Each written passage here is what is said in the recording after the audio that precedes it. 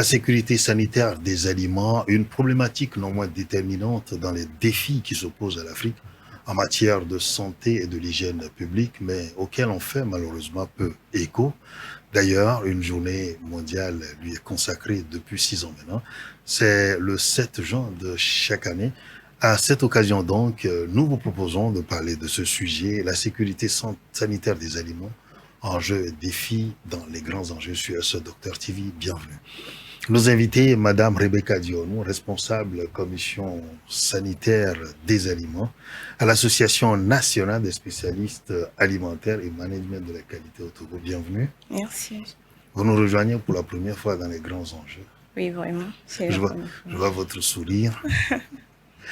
Quelles sont vos impressions d'être dans nos locaux?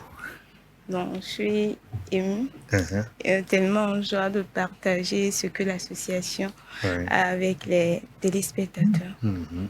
Et surtout ce sujet qui est important, dont on parle peu, je le disais dans mon introduction.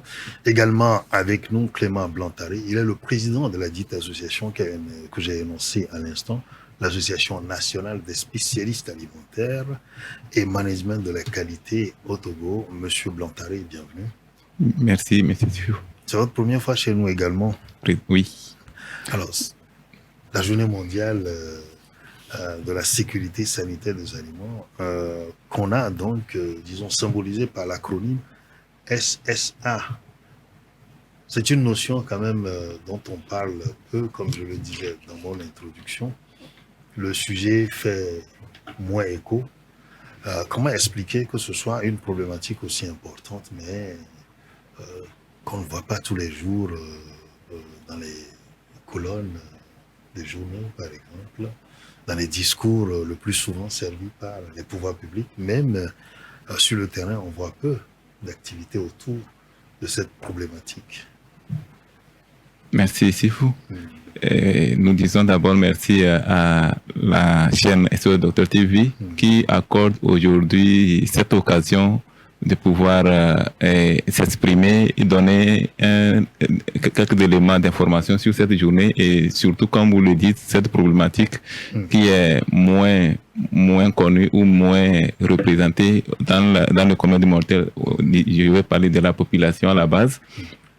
Et c'est une journée importante consacrée donc à la sécurité sanitaire des aliments qui a été définie il y a déjà 6 ans, depuis 2018, par la FAO et l'OMS, jugeant important de mettre en place cette journée et de permettre à chacun d'avoir envie ou de donner le mieux de lui-même pour édifier ou pour améliorer la qualité ou améliorer cette sécurité sanitaire des aliments au sein de la population et donc auprès du consommateur.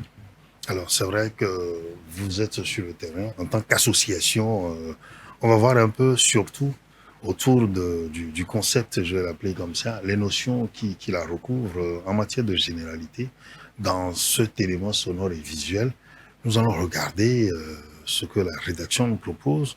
Nous revenons pour définir la sécurité sanitaire des aliments et surtout tout ce qu'il y a autour donc de sa sécurité, les acteurs notamment, et voir un peu le thème de la journée, à quoi cela nous en renvoie, et donc concrètement les défis et les enjeux tels que titrés donc à cette émission, et nous revenons.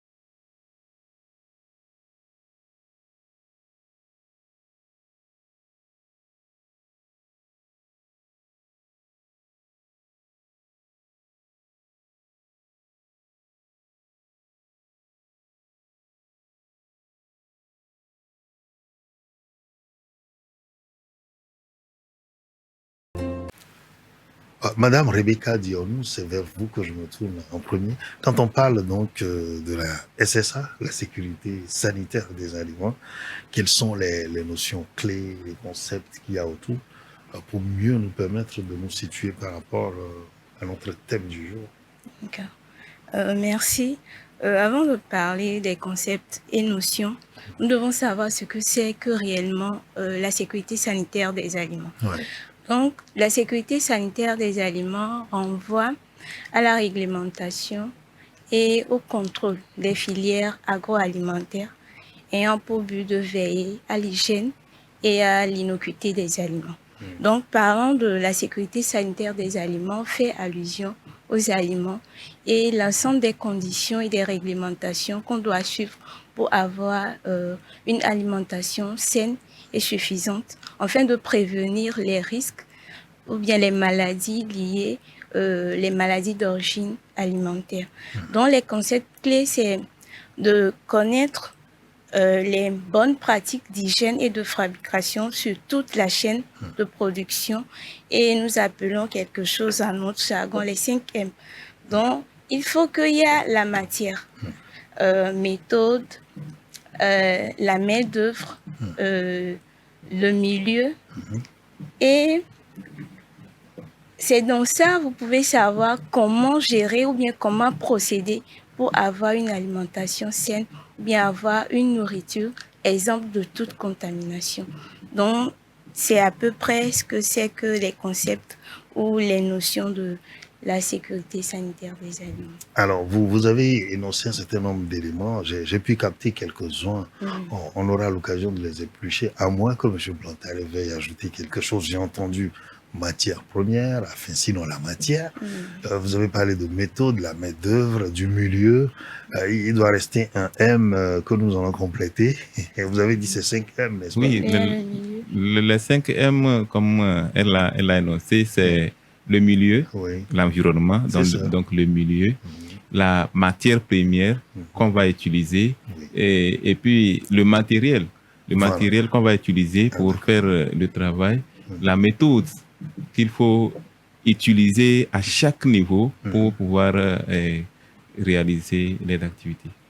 Et donc, cela voudrait dire, elle a énoncé aussi sur la Matière chaîne de la production, ça voudrait dire que depuis même la culture aussi de Exactement. la matière première Exactement. elle-même et tout le cheminement qu'elle va faire jusqu'à tomber Sur dans la nos table, assiettes. dans l'assiette. Voilà. Et même dans la bouche, puisqu'on va parler de la ferme à la table, Ah oui. ou bien de la fourche à la fourchette. Et la fourchette, c'est dans la bouche. Ah, d'accord. Voilà donc les éléments, les concepts clés qui entourent notre sécurité sanitaire des aliments. Alors, qui en sont les acteurs? Les acteurs de la sécurité sanitaire des aliments sont multiples.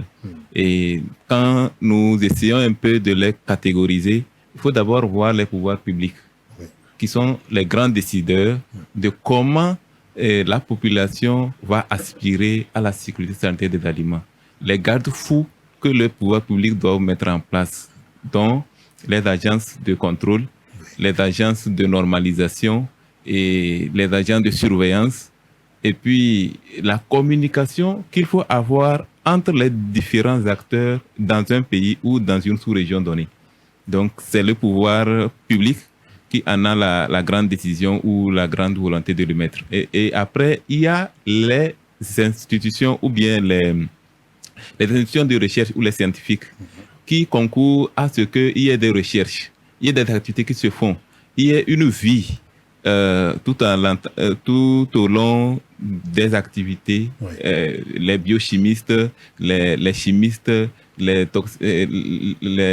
toxicologues, et à tous les niveaux de la science biologique de l'aliment, et tous concourent pour contribuer à la sécurité sanitaire des aliments. Il y a aussi les opérateurs économiques. On n'a pas besoin d'être scientifique pour avoir une institution agroalimentaire. Si on a les moyens, on la met en place. Mais quand on la met en place, on est obligé donc de respecter les clauses ou bien avoir des plans de gestion de la sécurité sanitaire des aliments à tous les niveaux et pouvoir aussi enseigner, apprendre, aller à apprendre et aller enseigner à tous les opérateurs, comme nous venons de le dire. Il y a la main d'œuvre qui est là. Donc, il faut que tous ceux qui vont intervenir dans votre entreprise soient formés. Donc, il faut les enseigner, il faut les former et il faut aussi communiquer à travers ceci ou avec ceci, à travers aussi les autres institutions ou tous ceux qui sont dans votre environnement, dans votre secteur, et même communiquer à votre consommateur de ce que vous faites pour lui rendre confiant, pour qu'il soit rassuré de ce qu'il vient chercher chez vous. Pour votre crédibilité. Pour votre crédibilité. Aussi, oui. Et le consommateur, lui, à son niveau, va aussi contribuer à la sécurité sanitaire des aliments en maîtrisant les conséquences des dangers, en maîtrisant ce qui doit se faire. C'est par là qu'il va savoir quel aliment il faut payer, pourquoi ça coûte tel prix. Et il doit savoir que c'est parce qu'on a mis les moyens pour assurer sa sécurité que par fini, l'aliment a eu un coût. Et il va donc accepter un aliment coûteux pour sa sécurité que de prendre un aliment bord de, bon, je ne sais pas, qui aurait des risques énormes. Alors, c'est vrai, en matière d'accessibilité, les gens ne voient pas forcément donc tout ce que vous avez cité, tous les soins apportés à l'aliment avant qu'il n'arrive, donc on va dire, dans les rayons ou bien sur les étables de nos marchés. Mais on veut juste satisfaire le besoin primaire qu'on a et donc on ne fait pas attention à tous ces éléments. Alors, finalement, quand on écoute Monsieur le Président, c'est justifié de dire que la sécurité sanitaire des aliments, Madame Diony, est l'affaire de tous. Oui. Oui, exactement. La sécurité sanitaire des aliments est l'affaire de tous. Par exemple, si on prend un pays, par exemple, c'est depuis le premier responsable jusqu'au citoyen lambda, lui n'est épargné parce que tout le monde mange. Et puis les aliments contiennent des nutriments que l'organisme a besoin pour son bon fonctionnement. Donc, étant humain, un être humain qui vit a besoin de se nourrir. On ne mange pas seulement pour remplir l'estomac, mais on mange pour avoir des éléments nutritifs parce qu'on a besoin de ces nutriments pour un bon fonctionnement. Pour que notre organisme puisse bien fonctionner. Et au bout d'ailleurs, jouir d'un bien-être complet, on va dire. Mais est-ce que la SSA, ça préoccupe les gens vraiment? Quand je vous écoute, tout ce que vous dites, on n'a pas l'impression quand même que la sécurité sanitaire des aliments soit la première préoccupation. En réalité, de manière générale, quand on voit les comportements que les gens affichent face à ce qu'ils ingurgitent, à ce qu'ils consomment, on n'a pas l'impression que la préoccupation première soit celle-là. Je suis totalement d'accord avec vous, mais je vais nourrir l'espoir du petit changement qui se fait voir dans ces dernières années, et surtout avec la mise en place de cette journée et avec les activités que se mènent sur le terrain au Togo. Sinon, le consommateur lambda, vraiment, il faut plutôt parler de l'ignorance et puis de manque de volonté aussi du consommateur, parce que aujourd'hui, avec les moyens, les réseaux sociaux, on a la possibilité d'avoir accès à l'information de qualité. Malheureusement, le consommateur, comme elle a dit, l'aliment est un élément essentiel. Après l'oxygène que nous respirons et l'eau, qui sont essentiels et importants pour nous tous, l'aliment en général, même l'eau aussi y compris, c'est quelque chose de très, très, très important pour l'organisme, ou bien pour l'être humain, pour vivre longtemps. Mais malheureusement, c'est une négligence ou disons, le consommateur ne joue pas son rôle. Si le consommateur jouait son rôle, il allait obliger les opérateurs économiques à lui respecter. Et il naîtrait donc dans la population, ou bien sur le marché, une concurrence efficace, une concurrence entre les opérateurs économiques et même les dames qui vendent de la nourriture au bord de la route auraient moins à faire du laisser-aller. Parce que si le consommateur est exigeant, vous sortez, vous n'arrivez pas à vendre parce que vous avez négligé le consommateur, vous avez mal apprêté votre aliment. Demain, vous allez changer. Et les exigences que les institutions sanitaires font à ces consommateurs pour au moins respecter les mesures d'hygiène ou de propriété, ce serait facile pour elles de respecter parce qu'on en rencontre qui semblent totalement ignorants, qui se demandent pourquoi il fallait même les exiger d'être à la hauteur de la qualité. Alors, ce que vous êtes en train de dire, je vois Madame Dionou qui veut réagir. La problématique réelle ne va pas être forcément l'exigence du consommateur. Dans le cas actuel, par rapport à ce qu'on observe, le problème va être ailleurs. Le consommateur, il a envie de manger sain. Il a envie de consommer un produit de qualité. Mais en a-t-il les moyens? Est-ce que le sujet n'est pas ailleurs? Exactement. Là, on peut mettre aussi, il y a aussi la pauvreté. Oui. Parce qu'il n'y a pas l'argent. Là où tu trouves que c'est abordable, tu vas là-bas pour en procurer. Et bon, l'argent est bon. S'il y a l'argent, on entretient bien. Et toi-même, en tant que responsable, ou tu vois ton rang social aller dans certains coins pour manger, c'est un peu difficile. Donc, il y a même le regard de la société derrière qui te décourage. Pourtant, le VI 200 de la bonne dame quelque part, où bon, ça n'a pas besoin de grands soins, sinon les charançons font partie même du haricot. On ne peut pas aller facilement, mais on peut s'en procurer autrement, par ces moyens qu'on a. Donc, ça reste encore un problème de pauvreté. Oui. Non, oui. Mais c'est pour cela qu'on disait que c'est l'affaire de tous. Voilà. Même un pauvre peut bien s'organiser, savoir là où ils peuvent en procurer un aliment sain. Oui, et propre. Et propre. Mais c'est la croix et la bannière, hein. C'est pas aussi facile que ça. Parce que quand vous arrivez, vous voulez avoir la bourse, vous voulez prendre ce qui est à la mesure de votre bourse. C'est le premier réflexe que nous avons. Oui, le premier réflexe, c'est d'avoir ce qui est à portée de main. Oui. Et, mais comme elle l'a dit, si nous voyons le sujet comme ça, nous pouvons plutôt encourager cette manière qui, si nous analysons autrement, nous allons comprendre qu'il ne faudrait pas l'encourager. Puisque quand vous prenez ce qui est à portée de main, VI de 200, vous l'avez pris avec tout, dans un environnement vraiment. Et le lendemain, ou bien même la même journée, c'est une toxi-infection alimentaire. Ou une intoxication alimentaire s'il s'agit des choses chimiques. Et donc, vous allez vous retrouver où? À l'hôpital. Et les dépenses. Vous allez faire une consultation à un coût. Vous allez payer le carnet. Vous allez payer le thermomètre. Et vous allez payer aussi les soins.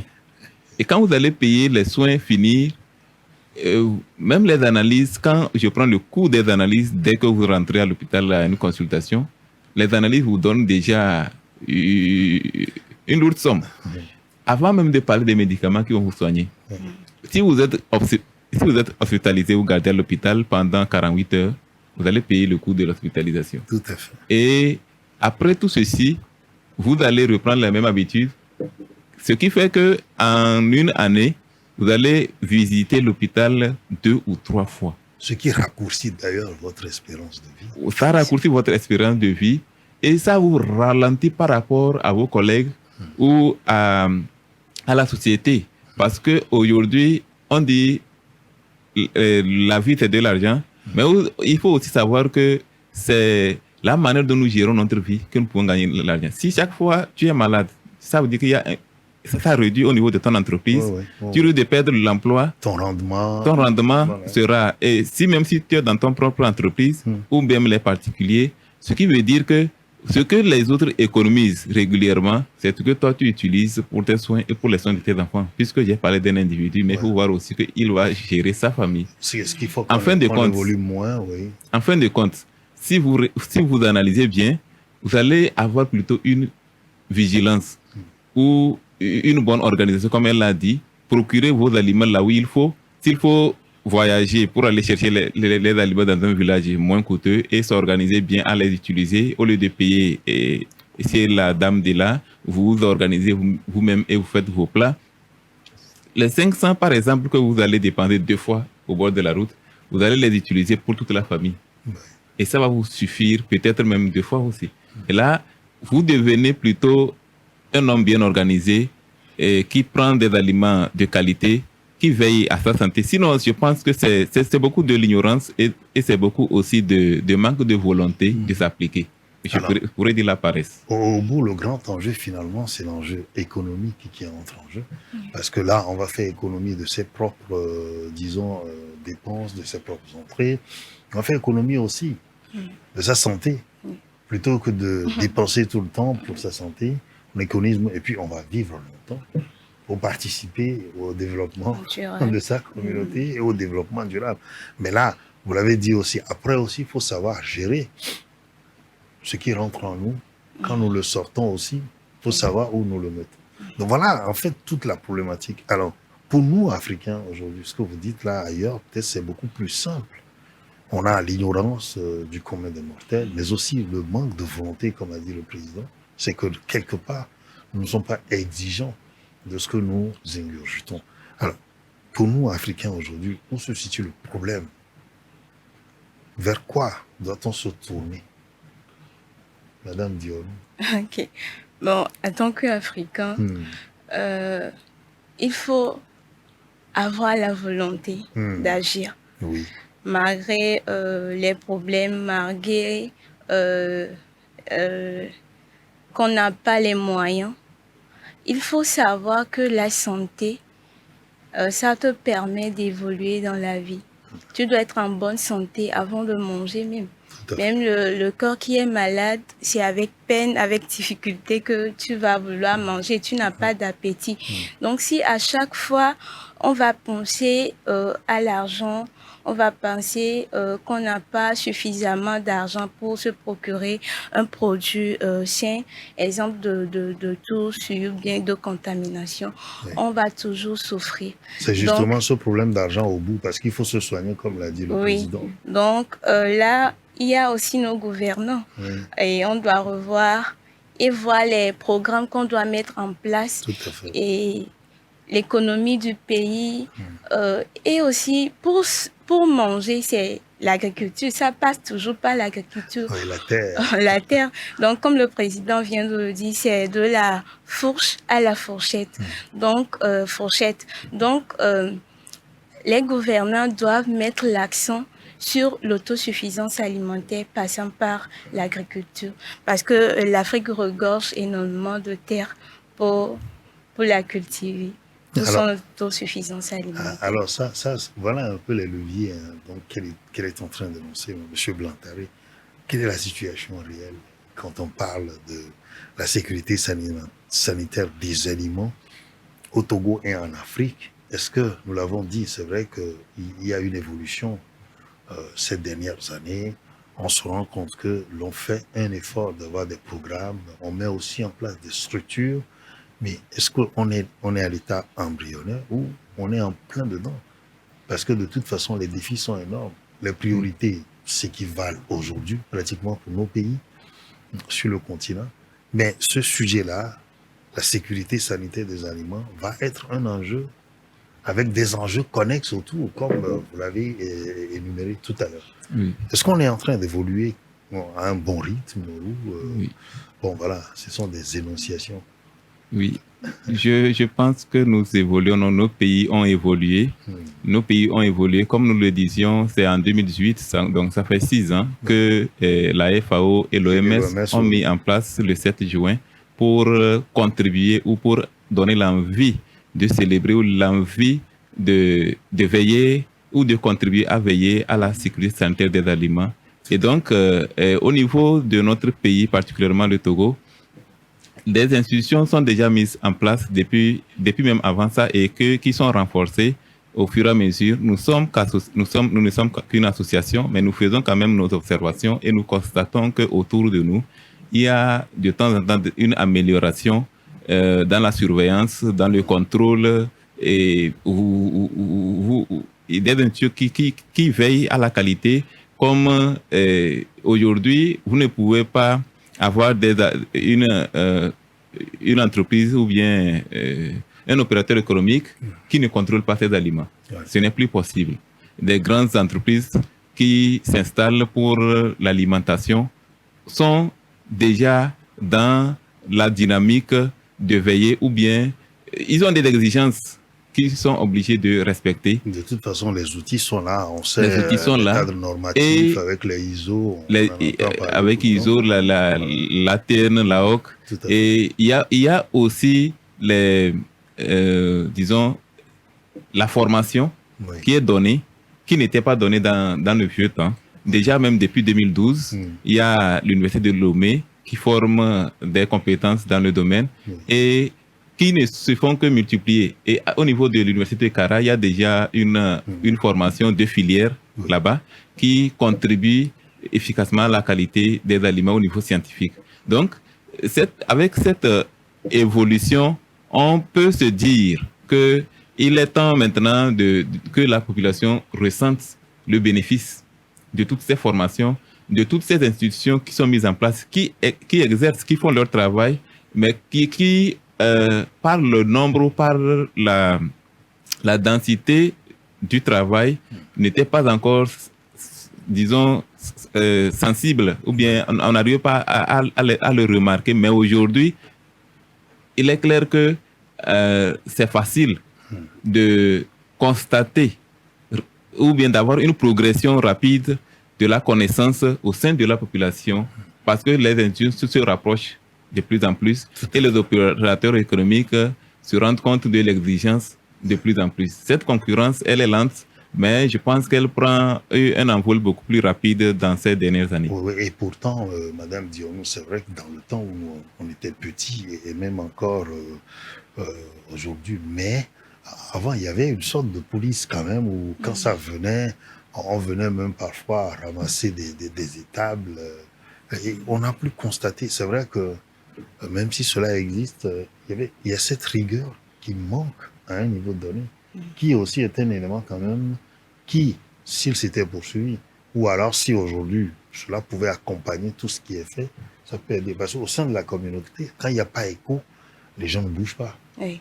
Exactement. Dans le temps, il y avait les polices sanitaires, bon, les assistants d'hygiène qui sont sur le terrain, qui sont une sorte de police qui aident les bonnes dames, ou bien qui sont toujours derrière les bonnes dames pour leur montrer les bonnes pratiques d'hygiène et de fabrication. Des fois, leurs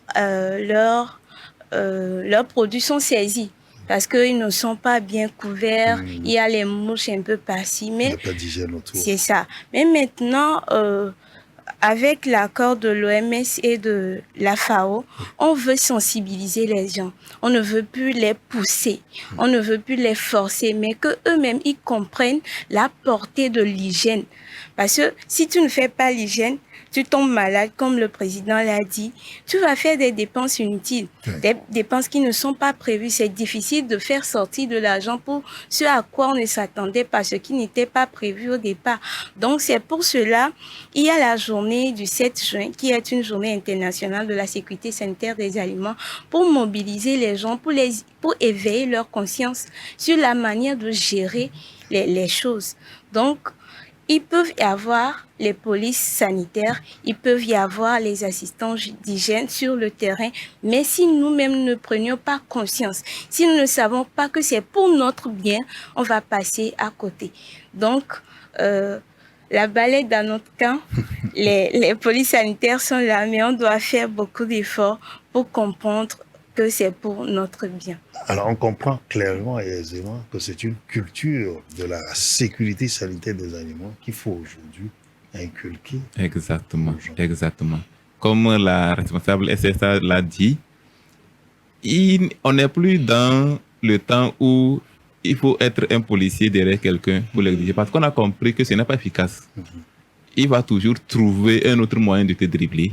Et vous voyez, quand les policiers restent sur la route et qu'ils veillent à la circulation, ils font ceci. Dans le milieu, ils sont mal vus. On a l'impression que c'est eux qui sont contre notre vitesse. On veut filer, mais le policier qui est là, qui nous empêche. Alors qu'en réalité, il nous a empêchés d'un grave accident. Alors qu'en réalité, ils nous font un très bon travail. Donc, même les policiers ont compris maintenant et ont mis de la douceur dans leur manière de surveiller la route. Donc, c'est la même chose au niveau de la sécurité sanitaire des aliments. Au lieu d'avoir des personnes qui qui sortent avec violence sur le terrain, qui jouent les gendarmes. Il y a désormais un service bien organisé, un service qui est doux, qui court un certain territoire et qui fait des sorties, des sorties organisées. Même on avertit désormais qu'on veut sortir, on veut vous sensibiliser, on les regroupe, on les sensibilise et on va vérifier ce qu'ils font. Et au lieu de frapper, au lieu de faire comme ça se faisait, la méthode a changé. Et on veut, comme vous l'avez dit, que le consommateur, lui aussi, soit vigilant. Quand c'est lui qui exige, s'il ne vient pas prendre, il n'y aura pas de preneur. Oui. Et donc, les revendeurs ou ceux qui font l'alimentation comprendront leurs failles et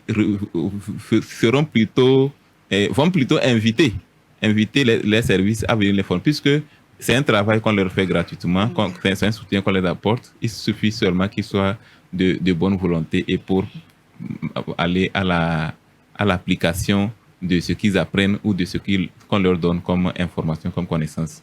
Et ces services ne sont pas seulement au niveau au niveau des revendeurs, il y a aussi au niveau national, les hôtels à tous les niveaux, il y a toujours ce service qui travaille, qui font des descentes ou il y a des sanctions. Il y a des sanctions qui vont même jusqu'aux sanctions de fermeture de l'institution ou bien une sanction pécuniaire. Et seulement, on ne le fait plus avec la violence du temps passé, de sorte que ça ne fait plus ça fait plus du bruit. Ça ne fait plus du bruit. Et donc, la personne qui n'a pas été sanctionnée ne sait pas encore que les avertissements qu'on lui donne sont notés.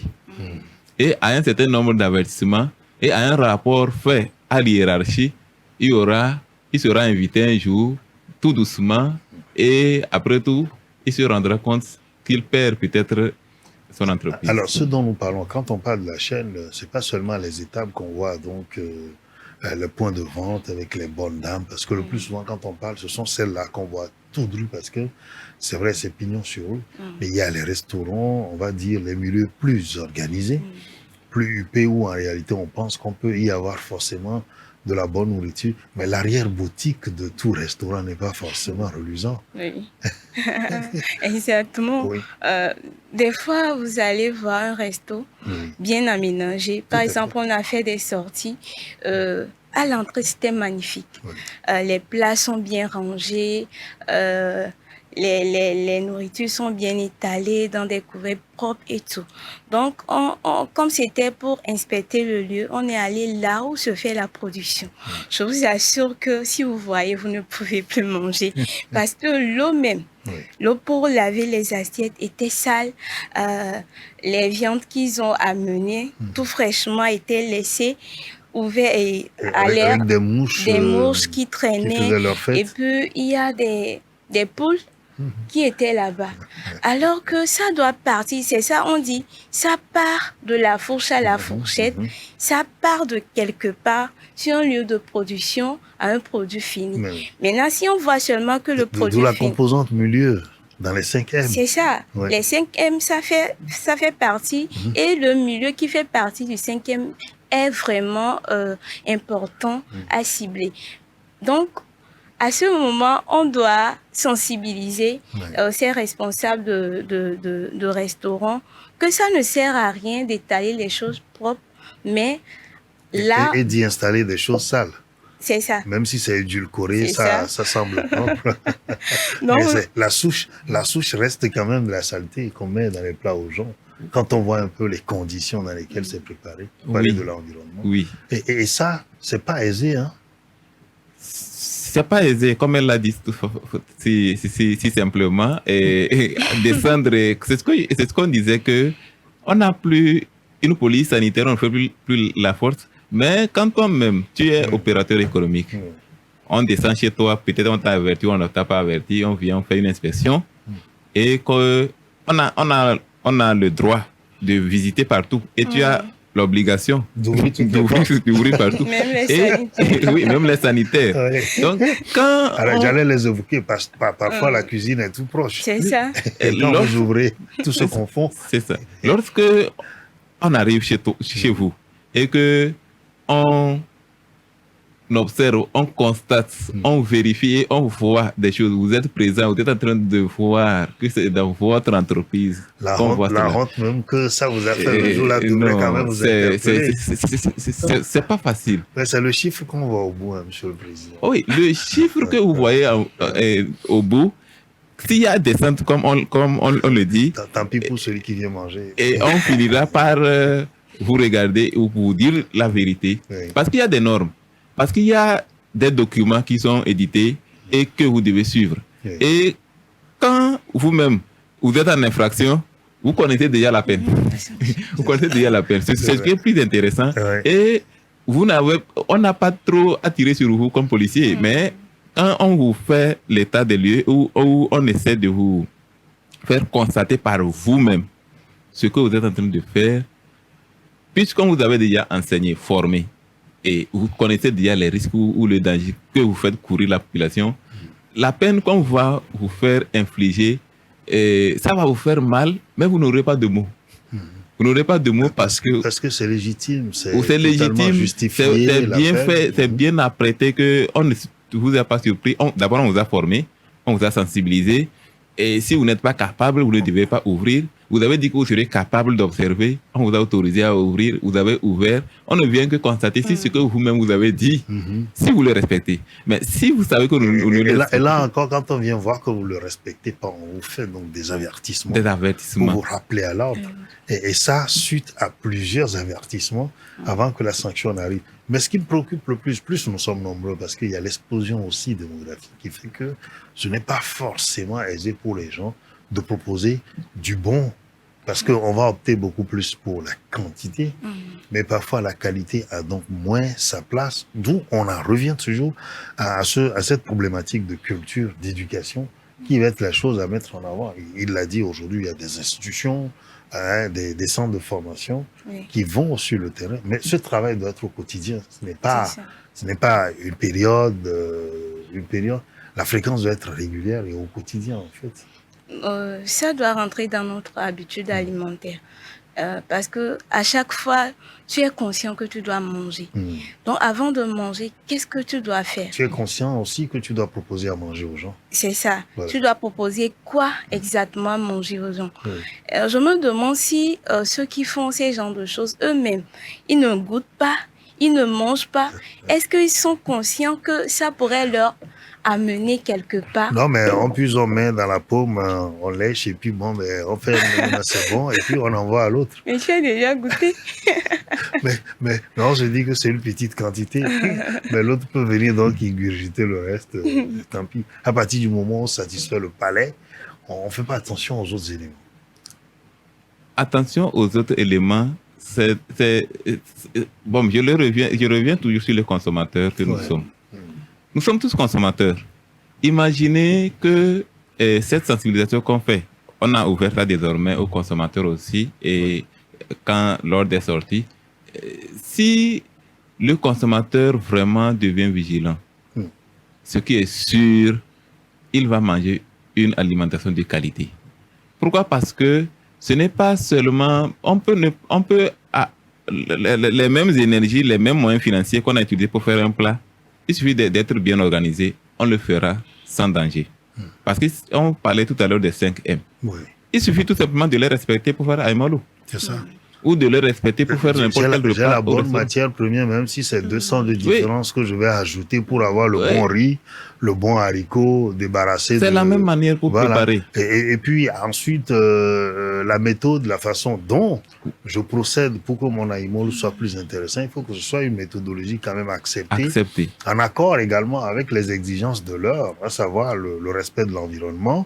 Et puis maintenant, la main-d'œuvre. Les gens que j'emploie, qui m'aident, d'accord, à préparer, il faut quand même que ce soit des gens propres aussi, qui sont éveillés à l'hygiène de l'aliment. Ensuite, on va dire donc, là où nous cuisinons, là où nous allons vendre, le milieu, et maintenant, le matériel que nous utilisons pour la cuisson, tout ça, il faut que ce soit quand même du matériel propre. Mais là, Monsieur le Président, c'est vrai que je peux être client si je suis exigeant, consommateur, je veux dire.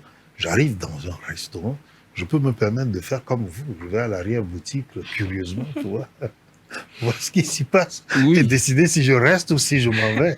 Oui, oui. Et c'est pourquoi certains opérateurs économiques jouent à la malice. Ils ne permettent pas que ce soit accessible ou que ce soit visible. Ou bien ils ne le font pas sur place. Ils ne le font pas sur place, c'est ça. Et donc, même si vous avez le droit, en tant que consommateur, de vérifier du moins s'ils sont reconnus par les inspecteurs qui viennent les voir. S'ils sont reconnus, est-ce qu'ils sont en règle avec eux? S'ils sont en règle avec eux, ça veut dire qu'on les visite régulièrement et les conseils sont donnés. Et même quand tout à l'heure nous parlons du milieu, ce n'est pas nécessairement là où on a étalé. Comme elle l'a dit, on peut étaler à un bon endroit et produire à un mauvais endroit. Et donc, il faut comprendre que le milieu, quand je veux connaître le milieu de quelqu'un, il faut voir un peu plus. Si je suis arrivé avant de m'asseoir, je peux chercher à aller aux toilettes. Si je demande d'aller aux toilettes, on ne va pas me refuser. Si les toilettes sont déjà sales, c'est que la cuisine aussi est sale. Absolument, ça fait partie de l'élément de l'environnement. Oui, il faut voir comment contrecarrer si la personne ne voudrait pas vous laisser la liberté de savoir tout sur lui, comment contrecarrer. Et nous avons parlé aussi de la méthode. Si vous préparez un aliment et que, par exemple, si je prends le haricot, si le haricot n'est pas bien cuit, si le haricot a été mal préparé, s'il y a des cailloux déjà dedans, ça veut dire qu'il y a une négligence. Parce que vous ne pouvez pas être vous ne pouvez pas décider du niveau de faiblesse que vous allez avoir. Si vous ne respectez pas la bonne méthode, vous ne pourrez pas servir un bon aliment. Et si je sais comment ça doit se faire pour que la méthode soit respectée, je peux quand même vérifier la méthode, de la manière dont vous préparez. Si vous préparez du aimolo ou bien du haricot ou bien n'importe quel aliment, si je connais comment on le fait, si moi, consommateur, je sais comment on le fait, je pourrais vérifier si vous l'avez bien fait. J'arrive chez la bonne dame de Com, ce que nous affectionnons beaucoup. Il faut quand même que je sois véritablement curieux. Parce que quand nous parlons de la qualité, il faut voir la texture de l'aliment. Il faut voir la couleur de l'aliment. Et il faut voir aussi l'odeur de l'aliment. Si la méthode n'a pas été bien respectée, si on a négligé, forcément un de ces éléments. Si on a ramené l'aliment d'hier, ce qu'on a préparé hier, ou la sauce d'hier qu'on a ramené, l'odeur ou la manière dont, même si on a réchauffé, si je sais contrôler moi-même, je saurais que cet aliment, la texture peut changer, ou bien même la qualité organoleptique, l'odeur de ou bien la sensation que l'aliment devrait avoir, ce n'est pas ça. Et déjà, si la sensation n'est pas bien, ça veut dire que ça peut toucher la qualité nutritionnelle de l'aliment. Les composantes chimiques qui sont dans l'aliment peuvent être en décomposition. Et si j'observe déjà puisque il y a une contamination croisée qui peut avoir lieu d'un aliment à un autre, donc si déjà une partie commence par se décomposer, c'est qu'elle peut contaminer toute l'alimentation. Et celui qui veut gagner plus, qui ramène un petit reste d'aliments associé à un grand reste d'aliments pour faire une nouvelle alimentation, va donc contaminer le nouveau aliment et il risque de renvoyer ses clients. Donc, même si on n'a pas la qualité... Des petits éléments, des petits détails, et on dit d'ailleurs que le diable se trouve dans les détails, peuvent nous amener quand même à savoir si, même depuis l'odeur, la senteur, il a dit, on va aller vérifier la texture, on va aller vérifier même la couleur de ce qu'on nous met sur notre table, et que nous-mêmes on soit un petit peu curieux, qu'on soit quand même de petits cuisiniers aussi, parce que si on n'a pas l'habitude de la cuisson, on ne se rapproche pas de la cuisine à la maison, de son épouse, on ne peut pas donc avoir tous ces éléments. De toute façon, le risque, c'est que à partir du moment où ce n'est pas vous-même qui le préparez, l'aliment, vous devez être quand même vigilant. C'est ça. C'est ça la leçon à tirer de ce que vous dites. C'est ça. Et puis, j'aimerais revenir sur un point. Il y a la main-d'œuvre. Souvent, on a tendance à oublier la main-d'œuvre. Ceux qui vous aident à préparer. Par exemple, il y a les dangers physiques. Il y a les gens qui ne portent pas les équipements de protection individuelle. Il n'y a pas de cache-nez, il n'y a pas des bonnets. Pendant Il y qu'on a sert, les- on on bavarde, et donc bavarde. tout le crachat là, qu'on ne voit pas, C'est les ça. gouttelettes, ils vont. Il y a les ongles qui sont pas bien coupés, les Mhm. vernis dessus. Donc les gens se maquillent. Il faut être Et on voit ailleurs où on pile toute la sueur qui qui rentre rentre dedans. dedans. Tout, en fait, et puis la sueur, vous savez pas le terrain de cette personne, il a une contamination Une maladie quelconque, contagieuse une maladie, oui, par oui. exemple l'hépatite, Mhm. et puis la sueur qui tombe dedans. Ouais. Vous venez, vous prenez, vous mangez. Mhm. Donc, il faudrait que la main d'œuvre, à ce niveau, on doit revoir pour pouvoir les sensibiliser, les former.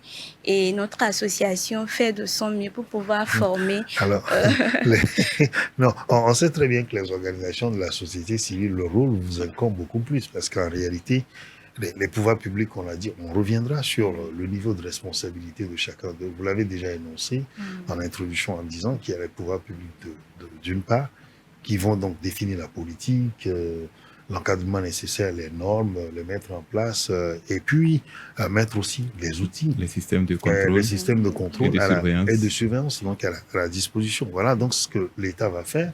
Mais pour porter le message, être au contact des populations, pour pouvoir assurer cette éducation dont nous parlons, le rôle incombe donc aux organisations de la société civile et tout le symbole justement donc de cette journée mondiale qui est là, qui sert de moment, de cote de mobilisation quand même de l'opinion par rapport au sujet comme nous sommes en train de le faire.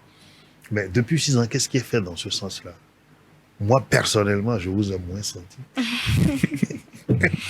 Exactement. Et Ma petite grieffe. on dit souvent que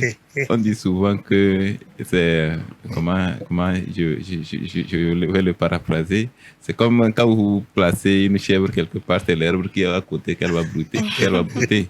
Et donc notre organisation étant née dans les années 2019, Oui. comme au lendemain donc de la mise en place de cette journée internationale, et nous avons commencé petitement notre contribution et nous étions dans la population sensibiliser plus le consommateur comme nous le martelons. Nous pensons que dans les écoles, si on arrive à sensibiliser les élèves, ils vont contribuer. Un élève sensibilisé veut dire une famille sensibilisée. Absolument. S'il sait les conseils qui sont donnés, s'il va à la maison, s'il dit à ses parents, ceux qui ont parlé, ils sont des spécialistes, ils ont la connaissance, ils ont dit ceci. Ils ont dit ceci. Ce qu'ils ont dit, c'est réel. Et si nous amenons nos enfants à l'école, nous disons que c'est pour qu'ils connaissent un peu plus que nous. Même si c'est l'enfant d'un paysan, quand il parle, on lui fait confiance. Même si c'est l'enfant d'un fonctionnaire, quand il parle, c'est un enfant éduqué, c'est un enfant formé. Parce que c'est le maître qui a dit, le maître a amené des gens pour dire. C'est ça. Et là, ça pourra prendre des côtés. C'est pourquoi nous sommes passés dans les écoles. Après les écoles, il y a les médias. Nous sommes passés sur plusieurs chaînes. Et c'est la première fois nous sommes sur votre chaîne. Mais pas les années passées, c'est plusieurs médias nous embrassons. C'est vrai que nous avons été curieux au-delà donc de votre démarche que vous avez menée à l'endroit c'est de voir un peu ce sujet qui ne fait pas beaucoup écho. C'est de voir l'écho qu'on peut lui donner parce que de toute façon, l'on a besoin quand même de communiquer. Nous, notre rôle ici, c'est aussi éduquer, sensibiliser les populations sur tout ce qu'il y a autour de la santé et du bien-être de manière générale. Alors, je vais insister encore sur un élément, c'est à l'occasion de la journée mondiale, et ce qui retient l'attention surtout plus quand on va alerter les gens en disant, par le thème, donc au niveau mondial, se préparer à l'imprévu. Ça veut dire qu'en réalité, nous ne sommes pas en sécurité. Quand on nous dit qu'il faut se préparer à l'imprévu, on sait qu'il y a un imprévu qui arrive. Et peut-être qu'on ne sait pas l'ampleur, quand on voit un peu ce qu'on vit aujourd'hui. Dans mon introduction, je le disais, on a des crises sanitaires qui sont là, d'autres crises également. Les urgences vont s'équivaloir en termes de moyens à mobiliser, si bien que certains sujets vont encore peiner à être au cœur des préoccupations, alors qu'il reste quand même des problématiques réelles et de premier plan quand on parle de la sécurité sanitaire des aliments. Vous voyez tout ce que vous avez évoqué, on nous dit de nous préparer à l'imprévu. Qu'est-ce qu'on veut nous dire concrètement?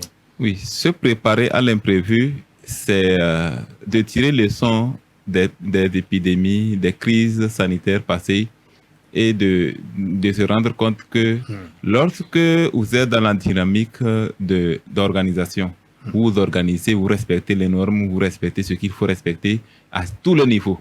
Supposons que les pouvoirs publics font très bien leur travail, les scientifiques font très bien leur travail, les opérateurs économiques font très bien leur travail et le consommateur est aussi vigilant sur les conséquences et veille bien. On veut dire tout simplement que cela n'exclut pas qu'on soit devant un danger. Par exemple, une coupure de courant peut être imprévue.